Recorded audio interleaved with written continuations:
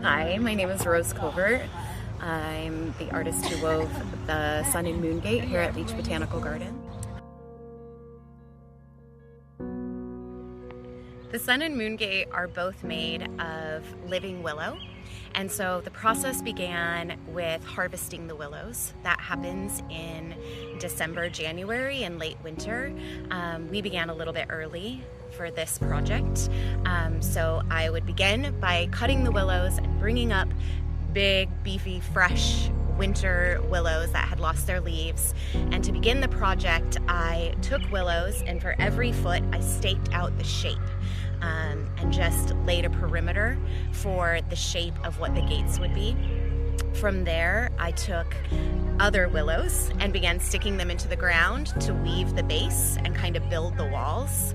And the willows that were put in every foot will be living in the sculpture. They will be growing and changing and rooting into the soil.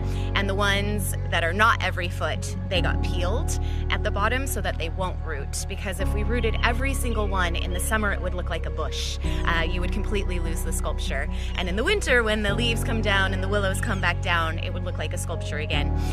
But we wanted to strike a balance of the perfect amount of living and not living willows. And so from there, I wove the willows into the body, into that perimeter of willows, building the wall, building the wall, building the wall. And when I got to the roof, I stood on a ladder and stuck willows on each side of the two walls and then bridged them and then wove the rooftops. The last portion was each gate has a little embellishment at the top.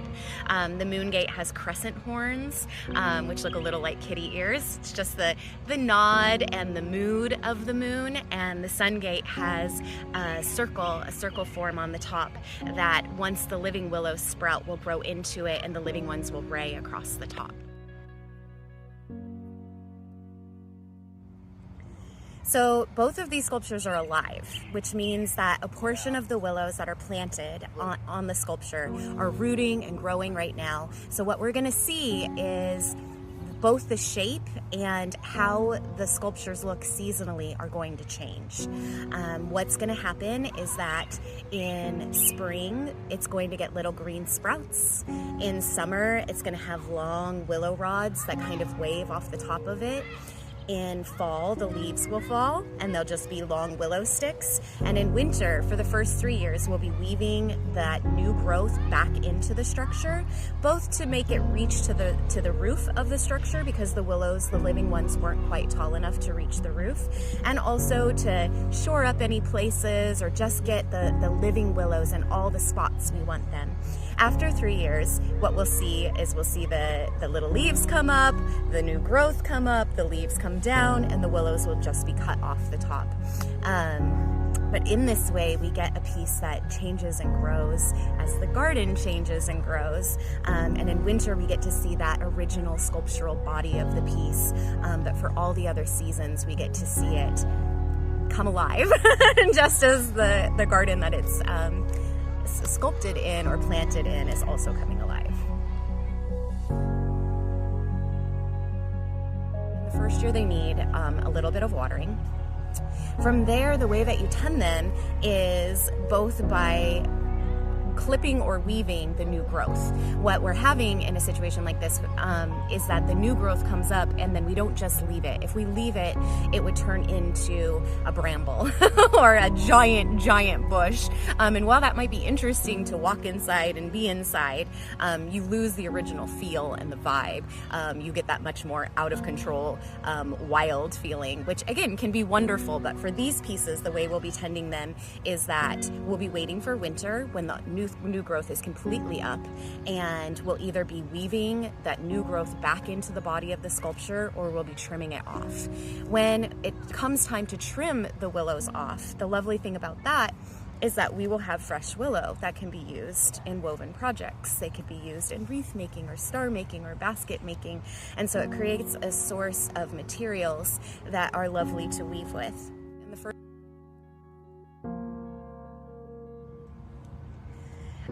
So I am a sculptural artist who works with natural materials. I work entirely with plant materials. So I'm working with sticks and barks and leaves and twigs. I'm primarily working with willows. In my sculptural, I do large scale pieces like these pieces here at Leach, but I also do sculptural forms for galleries and walls in our homes. And for those I'm primarily using willow, but I have also used apple rods, I've used pear rods, I've used flowering cherry rods. I used hazel once, but I'm allergic to it. There's lots of different sticks that can be used. Anything that's bendy and doesn't have a lot of branching is perfect. Red osier dogwood does have a lot of branching, but it also works lovely. You just have to cut those little side branches off. I'm also a basketry maker. I came to this through basketry. I started out as a painter. I showed as a painter for 12 years, and then I took a basketry class with the Columbia Basin Basketry Guild. And the mix of being in the wilds and learning about the plants, learning how to harvest them, learning how to see how they were tended, learning to see if somebody else was harvesting from the stand, and just really having a relationship with place in that way, and then working with pattern, turned my life. So in the last 12 years, I've painted twice, and I have become a basketry teacher, a woven sculpture artist, and now a woven public artist. And so the other things that I'm working with right now are bark, because the sap is up and it is bark season. The beautiful thing about working with plants like this is that my work is completely seasonal. The willows come down in winter when the leaves are down. The bark comes off in spring when the sap has risen. In summer, it's almost like we rest, right?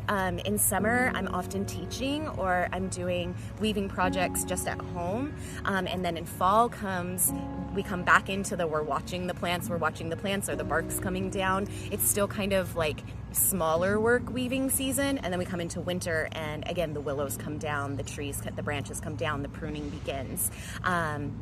And so everything that I work with, I've either hand grown, hand harvested, and hand processed myself. I don't grow all of my materials, but I do hand harvest and hand process everything I work with. So I'm working entirely with plants that grow in this region.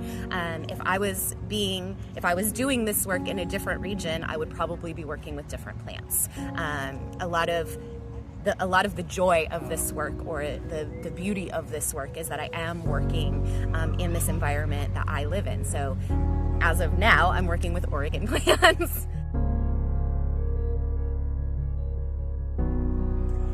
I teach basketry workshops at a number of places. I consistently teach at Wildcraft, which is a studio school here in Portland. They have a location in the Pearl District at 14th and Marshall.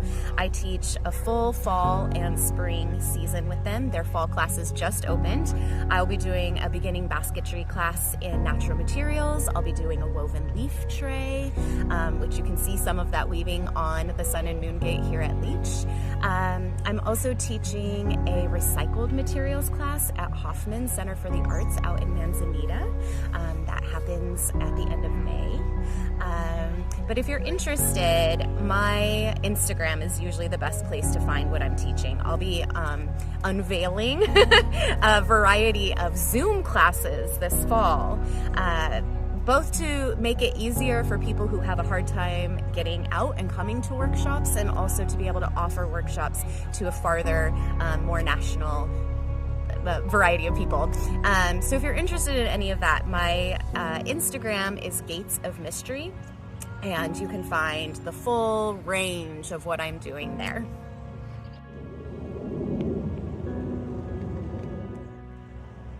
So right now we're standing inside the Sun Gate. The Sun Gate is made of English willows. They have this beautiful golden color. You can see that we have some sprouting happening on some of the sticks and not all of the sticks, because some of them are alive and some of them are not. The ones that are bright yellow are the ones that are living, and the ones that have started to turn more golden and more orange are the ones that will not be living. And so what we're going to see is that these living ones will grow. We'll use them to span the roof of the piece and span the circle on the top of the piece, and then we'll use them to fill up the body. And then you'll get this beautiful mix of colors between the willows that have cured out into their dried color and the willows that are living. So right now you're getting to see what it looks like in first year spring growth, but with each of these pieces, it is going to look different. So the people who saw it in the very beginning with no leaves, it was all bright yellow, and they're the only ones who will see it looking like that, because now it's going to start changing and changing and changing. So the people who are seeing it right now are the only ones who are going to see it like this, because it's going to continue to grow and change and shift. And now we're standing inside the moon gate. And the moon gate has a little bit of a different feeling. The moon gate's a little wider and a little squat. It's supposed to have that feeling of the moon, which to me is a little bit rounder and a little bit darker. On the roof, there's also the crescent horns, the little embellishment that give that little vibe of the moon. And we can also see the living willows are growing on this one, and we notice that the color is quite different. That happens because there are actually 5 different varieties of willow between the 2 sculptures. There are 3 varieties in the moon gate, and these varieties are, the living ones are going to stay green, a nice mid to dark green. The dried ones are going to dry dark purple and dark green. And so the overall color and feel of this one will be very different from the other one. And using the different varieties of willows to get different colors, and using the different shapes to create mood and feeling between the sun and the moon, those are ways I was thinking about creating differentiation between the 2 pieces.